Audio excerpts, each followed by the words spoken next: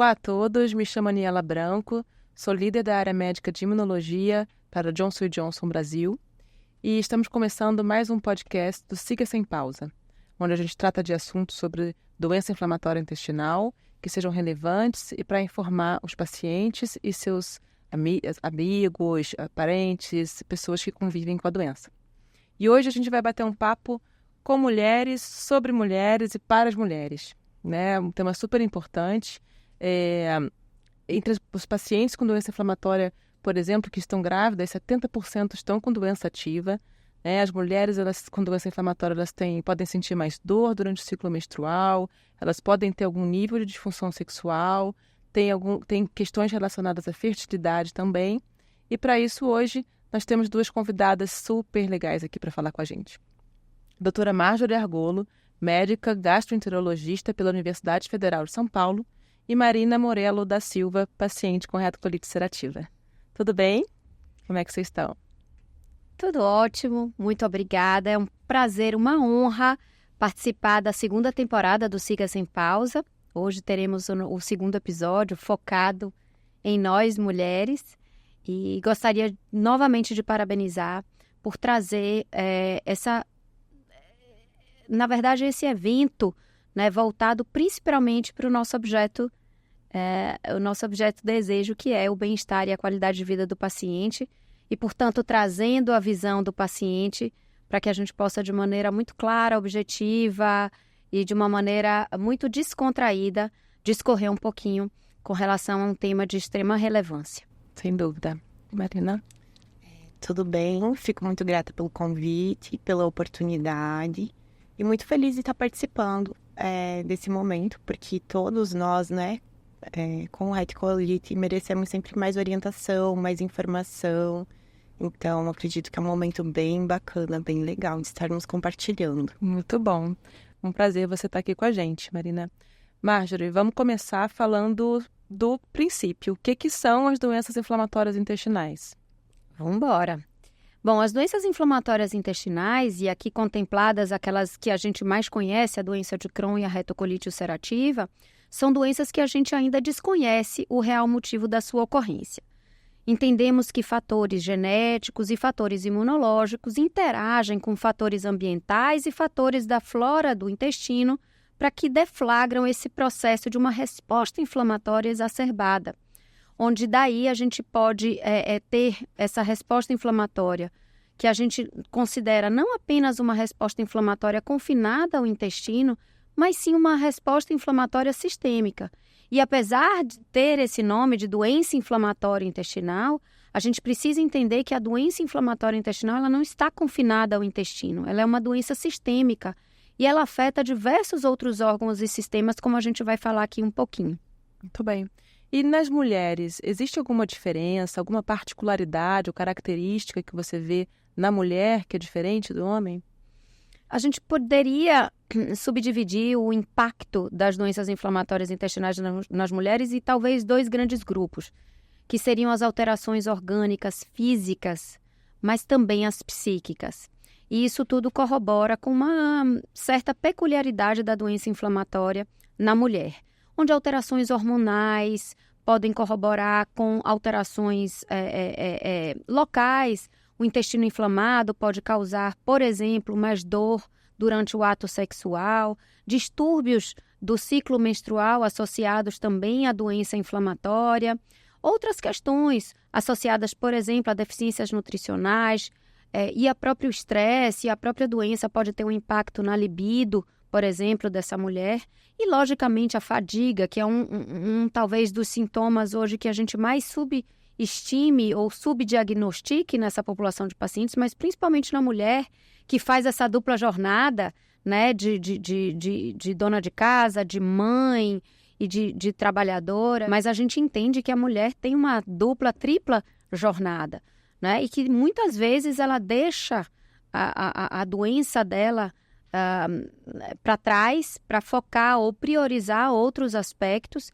E, inclusive, isso pode, retardar o diagnóstico ou retardar um tratamento mais adequado, favorecendo com que essa doença tenha aí outros comemorativos e complicações onde a gente perde ali o tempo certinho de atuar, prevenindo com que essa mulher possa ter danos ou ainda ir para uma eventual cirurgia, né? Sim. Dito tudo isso, você considera que a jornada da mulher ela é mais desafiadora ou tem algum outro ponto a acrescentar que torne mais desafiador? Pode ser um pouquinho mais desafiadora, mas eu acho que todo paciente com doença inflamatória é um paciente muito desafiador, porque cada um é um indivíduo, cada um tem as suas particularidades. A gente precisa entender que a gente não trata só a doença, a gente não trata só o exame, mas a gente trata o paciente como um todo. E, logicamente, a mulher inserida nesse cenário é uma paciente extremamente desafiadora, principalmente quando a gente discorre com relação ao tema que é o tema da fertilidade, é o tema da gestação, né? Muitas mulheres, apesar de algumas mulheres, e principalmente nos dias atuais, não quererem e não terem um planejamento familiar, mas a grande maioria das mulheres ainda tem o desejo e o sonho de constituir família, de ter filhos. E isso para a mulher é muito mais impactante do que para o homem, né? Isso impacta não apenas, a doença inflamatória impacta não apenas em termos anatômicos e orgânicos, mas principalmente em aspectos psíquicos, né? Lembrando que a doença inflamatória intestinal, ela acomete principalmente indivíduos entre a segunda e quarta décadas de vida, ou seja, no pico da sua idade sexual, da sua vida sexual, no pico da decisão de planejamento familiar, de gestar. Então, a gente precisa entender que na mulher isso, né, se torna um fator muito importante quando a gente fala de doença inflamatória na mulher. Sim. E você, Marina, me conta um pouco como você descobriu a doença inflamatória intestinal, a retocolite, e os desafios que você enfrentou e tem enfrentado. Bom, nós descobrimos de uma maneira muito rápida, né? Eu terminei a faculdade, houve uma mudança de cidade, e aí eu comecei a sentir muitas dores, cólicas mesmo, dor de barriga. Aí eu comecei a aumentar muito a frequência, né, das idas ao banheiro, e dentro de 2 meses e meio a 3 meses, mais ou menos, eu estava indo mais de 30 vezes ao banheiro. Era uma coisa assim absurda. Eu não, na evacuação, né, às vezes já não saía mais nada, só realmente ficava ali sentadinha na posição, sentindo dor e tal. Foi bem complicado, né, e logo a gente procurou especialistas. Eu morava no sul na época, mudamos de especialistas até realmente ter um diagnóstico, um pré-diagnóstico, eu diria, né, e aí começamos a tratar, a medicar de maneira oral, e ao final de 2 anos, mais ou menos, eu já não sentia mais dor, eu já estava bem, medicação reduzida, né? E aí, mais 6 meses, 1 ano, a gente conseguiu zerar a medicação.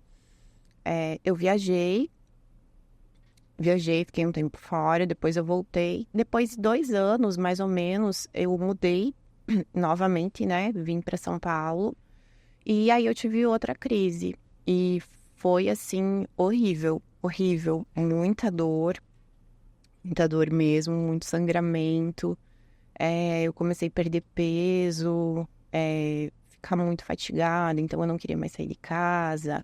A gente tem medo de comer, porque eu sei que se eu comer eu vou passar mal, eu vou sentir dor, né? E eu tenho uma relação de muita afinidade com a comida, eu trabalho na área de alimentação, então eu vejo o alimento como algo assim sensacional, onde você faz troca de energia, onde você cuida do outro também, né, da sua maneira.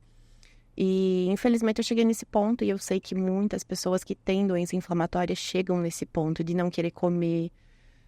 Eu passei por momentos que eu não queria sair de casa porque eu tinha medo. Não, eu vou sair e se eu for soltar um pum, eu não sei se vai ser só o pum, se vai vir mais coisa, o que vai acontecer, né?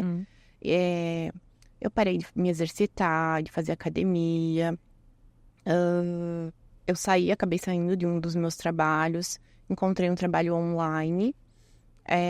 E muitas vezes eu abria o notebook e ia para o banheiro e ficava com o notebook, trabalhando ali mesmo. Quando eu descobri a doença, nós não conseguimos efetivamente detectar qual que era. É um Crohn, uma retocolite, o que está acontecendo, né? E aí eu só vim descobrir realmente quando eu encontrei a doutora Marjorie, né? Que ela conseguiu, assim, dar o diagnóstico preciso, correto. Então, no início, nós tratamos de várias formas, buscando alguma que me fizesse melhorar, né? E eu lembro que houve uma época ali no primeiro ano de doença,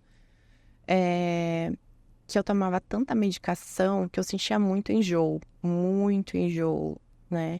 E aí eu acabei perdendo, foram 10 quilos em 40 dias, porque eu não conseguia comer.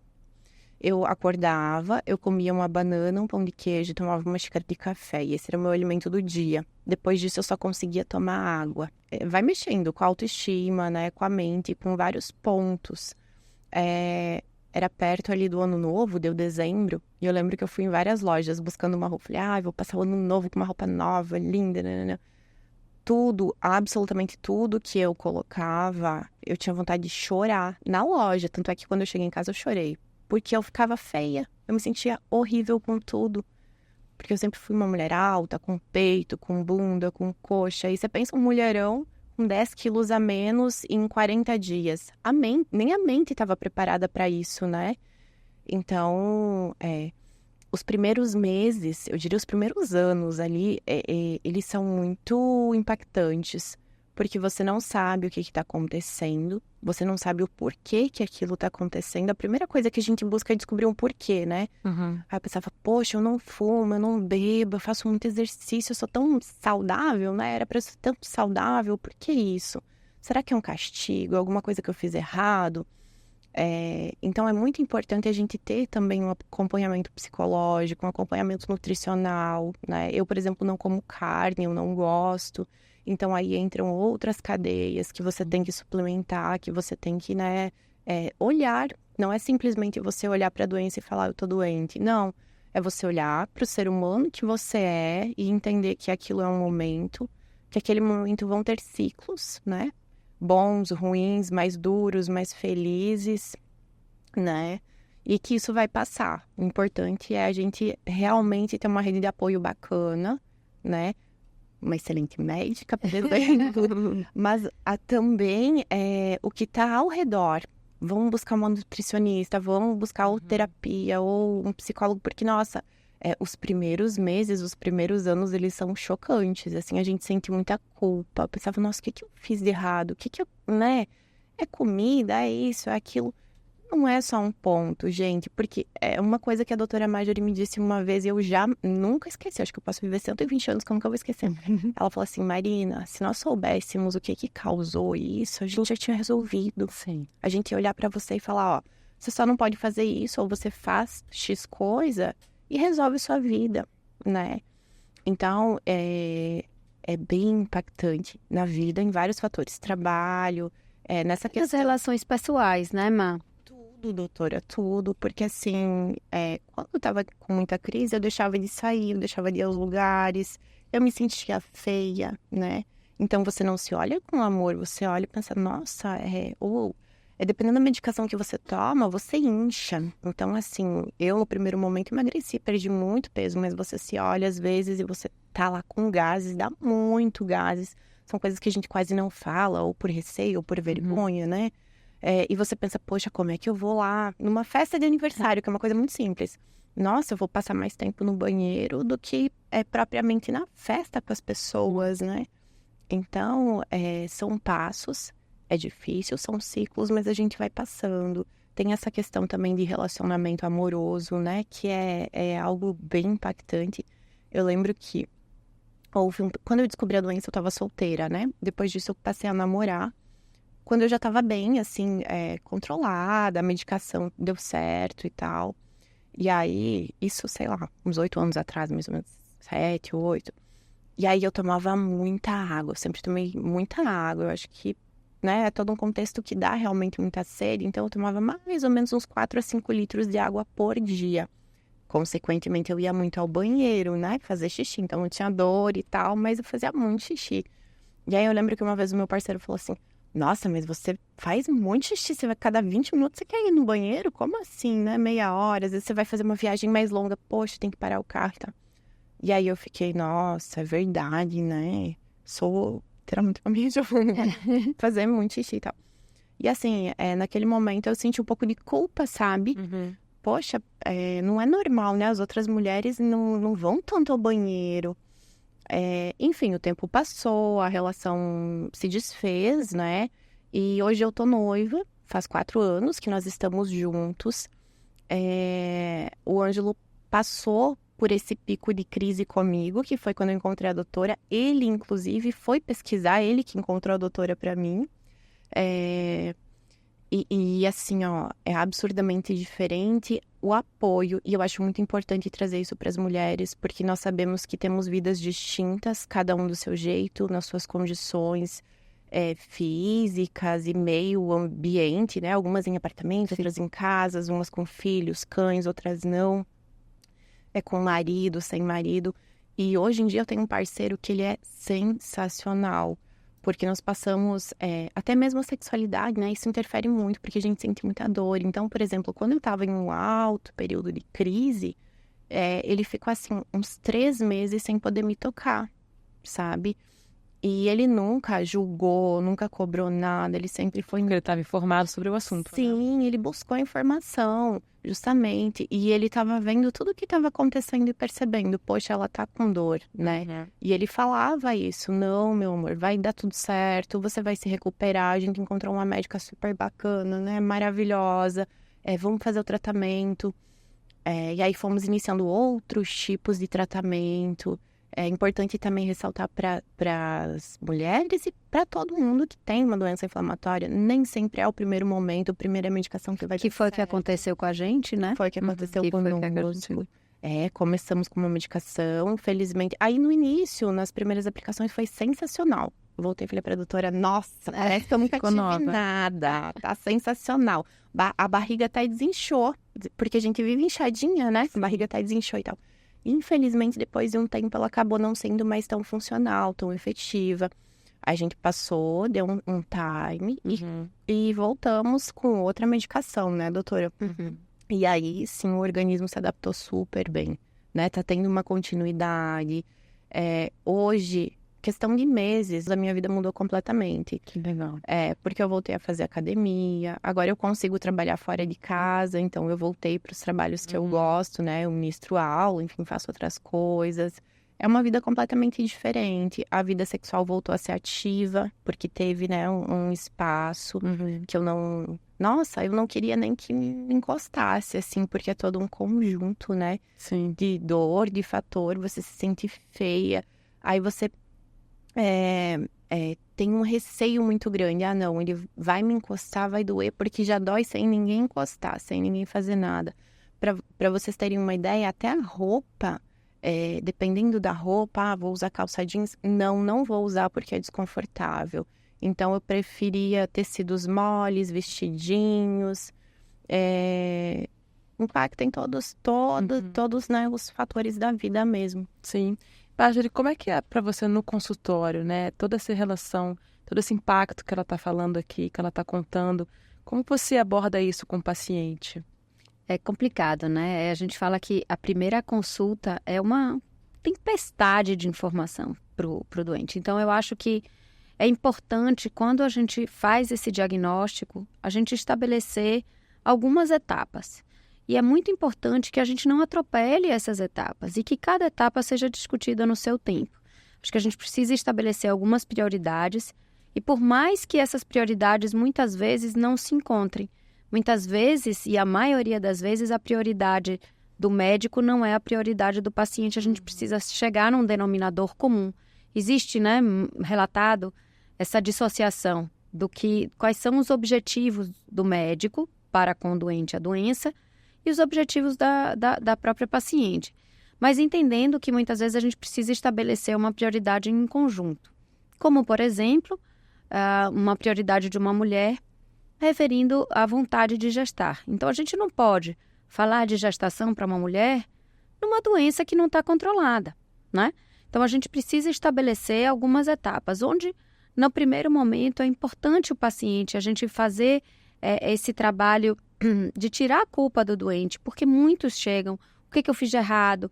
E a gente tentar explorar que a doença, inclusive o conhecimento da doença é difícil para nós, médicos, entendermos também a fisiopatologia do que acontece ali, por que uns pacientes respondem a uma medicação, outros não, e a gente vai precisar modificar e fazer os ajustes. Então, a primeira é entender o que é a doença, né? A segunda é dizer, não é sua culpa o motivo dessa doença, mas ela foi estabelecida e vamos partir daqui para frente. O paciente precisa também entender que ele é uma parte proativa no seu tratamento. De nada adianta um médico prescrever uma medicação para um paciente que não é aderente, para um paciente que não vai mudar o seu estilo de vida, um estilo de vida mais saudável, alimentar, atividade física, saúde mental, né, compartilhamento também da doença com seus parceiros, com seus familiares, é de extrema importância. Então, veja você que a partir do momento que a gente ressalta a importância da saúde nutricional, não adianta eu tentar implementar isso numa casa em que se come ultraprocessados de maneira descontrolada, por exemplo. Então, a gente precisa primeiro adubar esse terreno, para depois a gente plantar uma semente e regar para a gente colher depois os frutos. Logicamente, a gente entende que a qualidade de vida, muitas vezes, não é algo que a gente vai conseguir restaurar de imediato, né? A gente, então, precisa estabelecer que o controle da atividade inflamatória vai gerar todas essas etapas seguintes. Ela vai, consequentemente, melhorar a atividade de vida, vai melhorar esse organismo para que ela tenha uma melhor relação sexual, uma melhor libido, um melhor prazer durante o ato sexual, e até essa questão toda da autoestima com o parceiro. E para o momento seguinte, o planejamento familiar, de gestar. Lembrando que muitas vezes a gente precisa também ter um pedido de ajuda do paciente. Tem pacientes que não gostam de abordar determinados temas. Eu já discuti, inclusive, os estigmas, né? Inclusive, a gente teve um evento super bacana com uma grande sexóloga, a doutora Carmita, e ela recomenda e sugere exatamente isso, que isso seja uma queixa e uma demanda do paciente. A gente pode deixar o campo aberto e abrir esse canal de comunicação, que é o mais importante. Então, fortalecer a relação médico-paciente, deixar um canal de comunicação aberto, mas que isso seja uma demanda do paciente, né? E, além disso, a gente também precisa dispor de uma equipe multidisciplinar, né, em todos esses aspectos, que podem nos ajudar. Muitas vezes eu não vou saber conduzir determinado assunto e vou pedir ajuda para aquele que é especialista na área, encaminhar, mas na tentativa da gente dizer, olha, estamos aqui, vamos dar um jeito junto, né? É um trabalho contínuo, né? Um acompanhamento e exige realmente um vínculo. A gente fala que é divórcio, é casamento sem divórcio. Esse é um casamento sem divórcio. Né? Sem dúvida. Você comentou sobre pacientes querendo engravidar, né? Fala um pouco, assim, os pacientes podem engravidar? Como? Quando? Quais os riscos dessa gravidez se eles não estão bem controlados da doença? A gente primeiro precisa entender se aquela mulher quer gerar ou não. Então, essa é a primeira questão.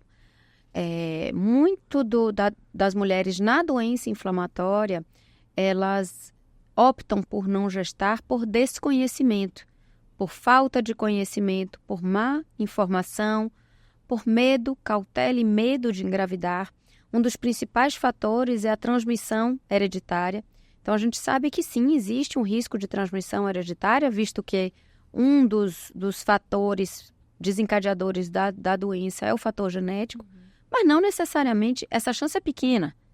E não necessariamente, mesmo após uma transmissão genética, não necessariamente, a gente acabou de falar, não necessariamente esse paciente vai ser exposto a fatores ambientais ou de microbiota intestinal que vão deflagrar a doença. Multifatorial. É multifatorial, né? Você pode ter a base genética e nunca desenvolver a doença. E olha que interessante a história da Marina, né? Então, ela teve... primeiro que a história dela cursa com a história natural da doença. Que ela fica sintomática, depois ela fica um período em que a essência volta. E foi deflagrada muito provavelmente por um estresse emocional. Mudança, né? Por uma mudança emocional. Então, isso é muito importante. Então, a mulher com doença inflamatória precisa entender tudo isso. E ela precisa ter informação. nem que essa informação seja para um centro especializado. Logicamente, no Brasil, a gente tem todas as limitações e restrições, e isso pode ser feito com o médico assistente, né?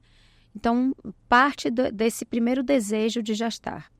Segundo, a gente entende que uma doença bem controlada, claro que existem algumas situações que podem diminuir a fertilidade feminina. Isso está muito relacionado com a atividade inflamatória. Uma vez que a doença está controlada, a fertilidade e o curso de uma gestação se assemelha muito de uma população controle sem doença inflamatória.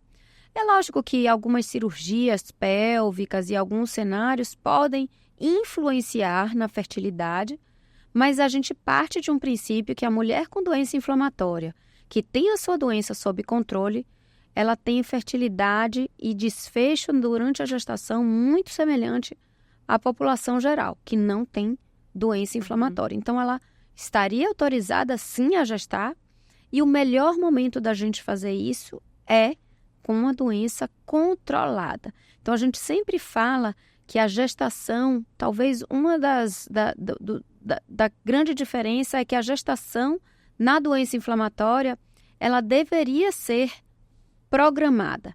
Então, a gente programa, a gente vai expor essa vontade, a gente vai conversar qual vai ser o período ideal para a gente gestar, que seria com uma doença sob controle. A gente vai fazer esse aconselhamento pré-concepcional, que é muito importante, com a cessação de tabagismo, aderência ao tratamento. Então, teoricamente, deveria ser uma gestação um pouco mais programada para a gente alinhar todos esses aspectos. Uhum. Em relação à fertilidade que você estava dizendo, né? Vocês procuram alguma investigação ou vocês tratam como uma pessoa, como você falou, né?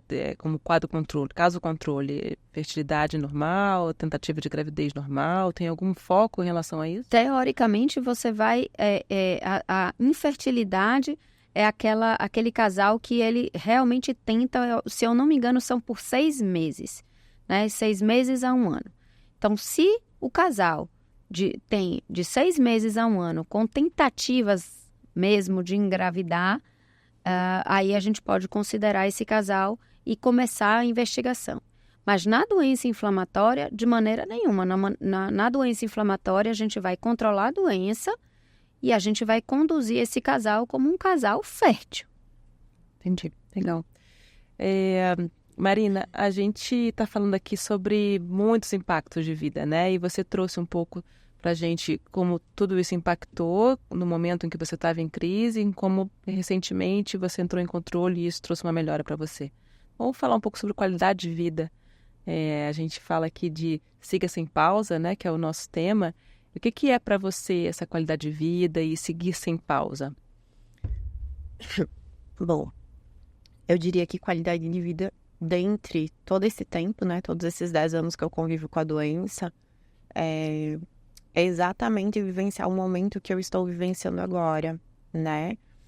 Eu preciso da medicação, mas com a medicação e com todos os tratamentos de apoio, sejam psicológicos, nutricionais, né, tudo, né, doutora, todo um contexto, eu consigo ter uma vida normal, que há muito tempo eu não conseguia, né? Então, hoje eu viajo, eu vou para o parque, eu vou para a academia, eu me alimento, eu faço coisas que são normais, que quem não tem a doença faz comumente, mas que quem tem a doença geralmente não consegue. Porque a gente tem medo, né? Nos sentimos inseguros, nos sentimos culpados. Então, eu não vou comer tal coisa. Às vezes você nem quer comer, que é impressionante. Às vezes você não quer nem se alimentar, porque você tem medo que aquilo vai te gerar dor, né? Hoje eu posso ir pro parque, passar o dia fora, coisas que eu não posso fazer. Então, qualidade de vida para mim é isso. O trabalho é uma coisa impressionante, porque impacta muito, né? No auge da doença, eu não consigo trabalhar. E tá tudo bem, isso acontece, isso é real, isso é uma fase. E isso passa, se a gente cuidar e tratar, isso passa, né? Então, qualidade de vida também tá elencado ao trabalho. Eu poder sair de casa, me deslocar e ministrar as minhas aulas, ou ir pro restaurante. todo esse contexto, conseguir aproveitar com a minha família o final de semana, né? Todo mundo junto, que a gente adora se reunir, todo mundo, criança, adulto, velho, todo mundo junto. Reúne, canta, dança, faz churrasco, né? Ou o que quer que seja, o convívio familiar, o convívio com os amigos, poder sair uma noite. Então, vão desde as coisas maiores, como viajar por 15, 20, um mês, né? Dias, um mês.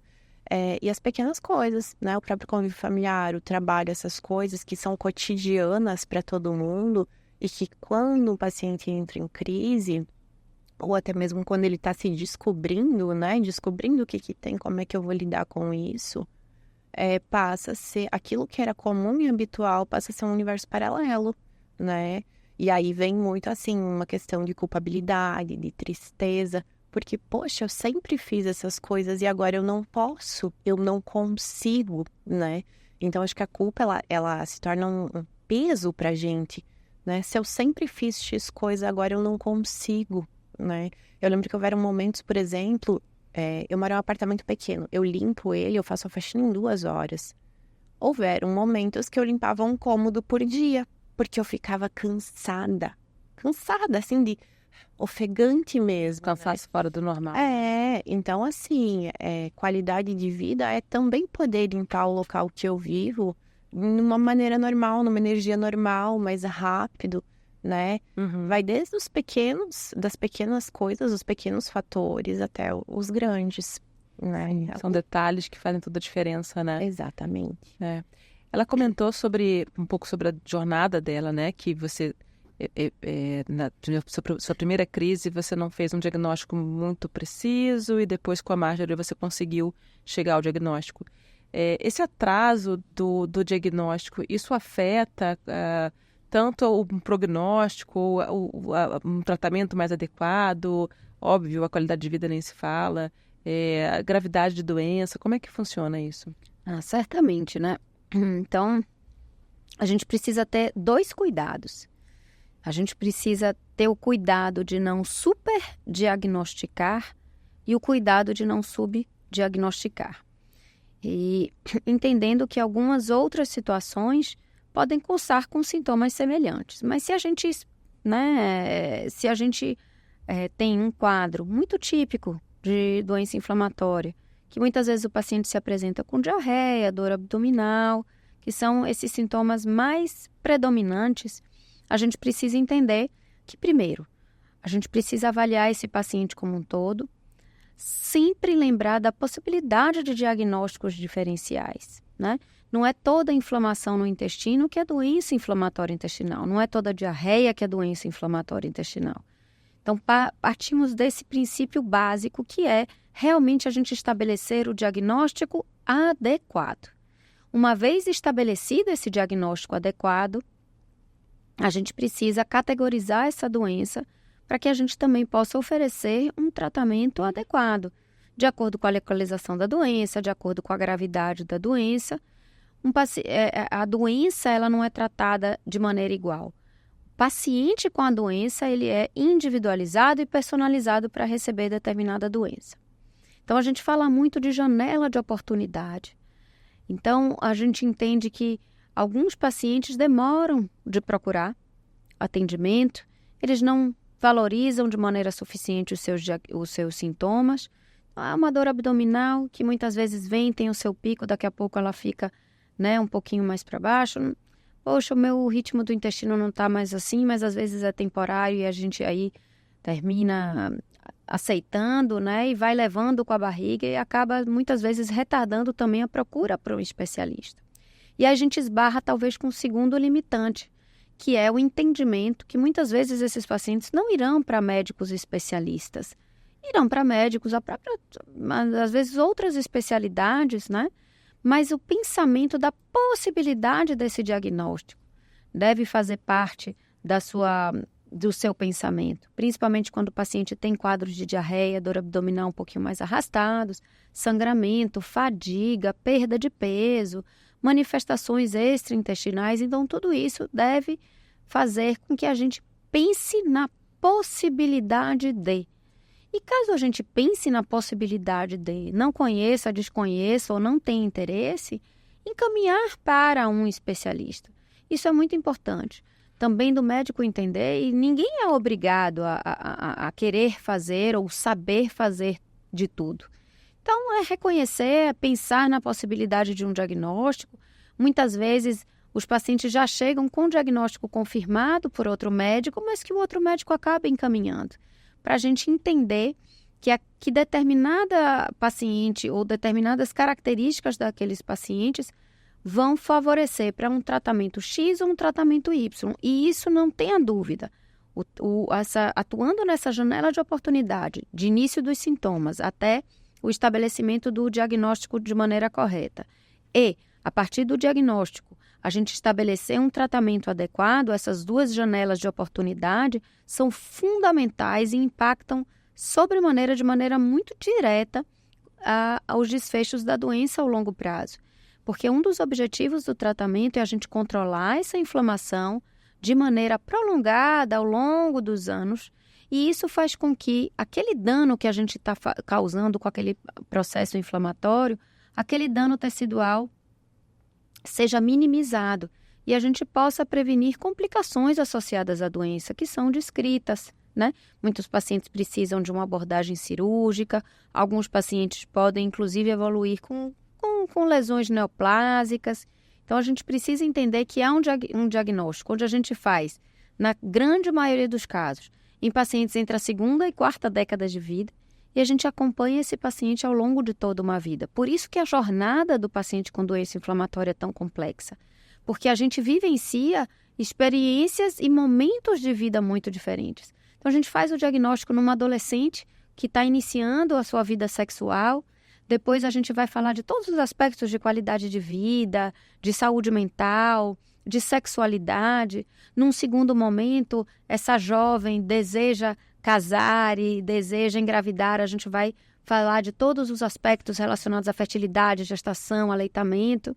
E no futuro, a gente ainda entra na menopausa, né? Então, toda essa parte de climatério que tem um impacto também na qualidade de vida e saúde mental da mulher, na mulher com doença inflamatória também com suas particularidades. Então, é uma jornada complexa. Ciclo de vida, é um ciclo de vida que a gente faz junto, né? E isso é muito legal e muito desafiador também. Sim. Né? Você comentou aqui um ponto super interessante, e você pode trazer um pouco mais, a mulher no climatério, né? Quais são as características e, enfim, como que você aborda essas mulheres nesse período de vida que também é tão instável, né? Tão diferente das mulheres. E tem um impacto na qualidade de vida, assim, né? A fadiga, distúrbio do sono, fadiga, a própria questão, se a gente for fazer um paralelo em questão à própria sexualidade e libido do homem com a mulher, muitas vezes uma mulher já casada há muito tempo, e isso impacta no seu relacionamento, no seu matrimônio, no seu casamento. Sim, o sintoma de uma menopausa. O sintoma de uma menopausa tem todo um sintoma e a gente precisa entender diversos aspectos que estão relacionados, mas sem dúvida nenhuma, de novo, a gente cai na questão da equipe multidisciplinar. Então, todos esses fatores hormonais precisam ser vistos, né, de fatores nutricionais, fatores psicológicos, muito relacionado, muitas vezes, até a distúrbios de depressão e ansiedade na mulher do climatério, né, que ela entende que é um ciclo de vida, né, que se encerra e um novo ciclo que se inicia. Muita gente não está preparada ainda para esse encerramento e recomeço de ciclos, e a gente precisa lançar mão de uma equipe muito multidisciplinar. Às vezes a gente não consegue dar conta de tudo também. Né? E logicamente, é muito legal você pedir ajuda também para um colega que domine aquele assunto, porque, de novo, o nosso principal objeto é o paciente, é o bem-estar do paciente. Então, se a gente acredita que a gente pode oferecer mais, agregando um colega, poxa, vamos fazer, né? Muito legal, muito bom. A gente está chegando ao fim, mas eu queria perguntar para você, Marina, o que você diria para o paciente que estivesse fazendo um diagnóstico agora de doença inflamatória intestinal? O crucial é, assim, você entender que é um momento que muitas coisas vão acontecer, né? E que vai passar, você vai ficar bem, né? por mais que doa, que você pense, se olhe no espelho e pense assim, nossa, essa não sou mais eu. O que tá acontecendo comigo? Isso vai passar, mas é que você busque, que você se abra realmente para ajuda. Não tenha vergonha de dizer, poxa, eu tô doente, eu preciso de ajuda, né?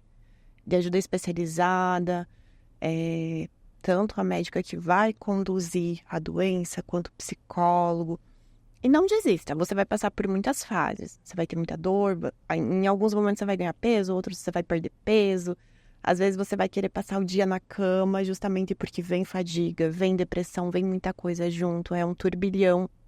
Mas vai passar, né? A gente chegou num ponto, assim, da medicina e do mundo, do universo, que tá tudo tão avançado, que por mais que as dificuldades elas existam, e são fortes, né? São coisas bem pesadas. Lute dia a dia, viva um dia por vez, porque os dias eles valem a pena, a vida vale a pena. Se você tá aqui, se a gente tá aqui, não é em vão, não é por qualquer coisa, sempre tem um propósito, um objetivo. E hoje a gente tem aí uma evolução da medicina sensacional que nos proporciona qualidade, voltar a ter qualidade de vida. Mas o importante é não desistir e não sentir vergonha. Não tenha vergonha. Não se inibam. Então, não. Eu sempre pergunto, né? Existe alguma coisa, desde que a gente começou até hoje, que a gente possa ainda melhorar? Porque muitas vezes a gente fala assim, poxa, eu melhorei, poxa, eu tenho até vergonha de dizer que eu ainda não tô bem, né? Então eu não vou dizer nada, eu vou dizer que eu tô bem, hein? Mas não, tem que ter. Eu ainda tenho isso ainda impacta. Eu tô com desconforto no meu ato sexual, eu tô tendo problemas por conta disso. Então, esse estigma que a doença, eu acho que até um estigma um pouco cultural, até pela localização, né, da doença e por seus sintomas, né, de diarreia, flatulência, distensão, eles devem ser ditos. Então, assim, não se inibir. Eu ainda não tô bem, eu ainda tô tendo, mesmo que seja um pouquinho, porque aí a gente pode até dizer o seguinte, olha, esse pouquinho talvez a gente não consiga, mas quem sabe a gente até consegue. Então, não se inibir nem com o seu médico, então estabelecer, acho que o estabelecimento de uma boa relação médico-paciente, inclusive de confiança, porque entendendo que, às vezes, a gente não vai acertar de primeira. Infelizmente, na doença inflamatória, a gente ainda não tem um marcador de resposta. Eu não consigo dizer que para aquele doente, para aquela doença, para aquele paciente especificamente, a melhor droga é X, é A, B ou C. E muitas vezes a gente vai, sim, ter a tentativa e o erro, né? E isso é muito importante, a gente estabelecer uma boa relação e não se inibir. E essa comunicação ela precisa ser muito clara, precisa ser muito aberta. Porque o objetivo é melhorar. Sim. Né? Você acha que você, há algum tempo tratando paciente com doença inflamatória intestinal e vendo a evolução do tratamento e a evolução dessas conversas, o que você mudou também na sua recomendação para esses pacientes ao longo do tempo? A qualidade de vida, que era algo que talvez a gente não desse tanta importância, até por desconhecimento.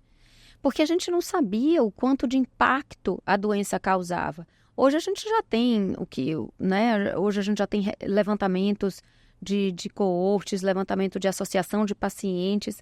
A gente entende absenteísmo no trabalho, grande absenteísmo, o impacto econômico que a doença tem, direta e indiretamente, era algo que a gente realmente desconhecia. Eu acho que hoje a gente vem incorporando mais esse conceito de qualidade de vida, impacto na doença, no doente, no indivíduo que tem a doença. Isso a gente não conhecia. Esse é, para mim, um grande divisor de águas. E, logicamente, com a evolução de tratamentos, essa conversa muitas vezes ficou até mais facilitada. Porque hoje eu consigo oferecer mais opções para o meu doente. Uhum. E consigo oferecer a ele a esperança de que, se não der certo com A, tem a B. Quando antigamente, se a gente passasse há 20 anos atrás, a gente não tinha isso. Então, hoje a gente já tem toda essa opção. Antigamente a gente não tinha, hoje a gente já tem. E muitas vezes é desafiador até para o médico, né? Às vezes a gente vai para a primeira, para a segunda, a gente só acerta na terceira. E entendendo que a gente está nessa caminhada junto, né? Muito bom, maravilhoso. Muito obrigada. Queria agradecer a você, Marina, pela abertura, transparência. Ótimo. Acho que as pessoas precisam, né? Os pacientes precisam ouvir e se encontrar, né? Ouvindo o que você está falando. Então, te agradeço demais por estar aqui com a gente. Marjorie, nem se fala. Super obrigada por estar aqui conosco. Uma honra. E mês que vem tem mais um. Não deixem de acessar. Não deixem de entrar no site Siga Sem Pausa e nossas redes sociais também. Muito obrigada a todos e até a próxima. Muito obrigada. Muito obrigada.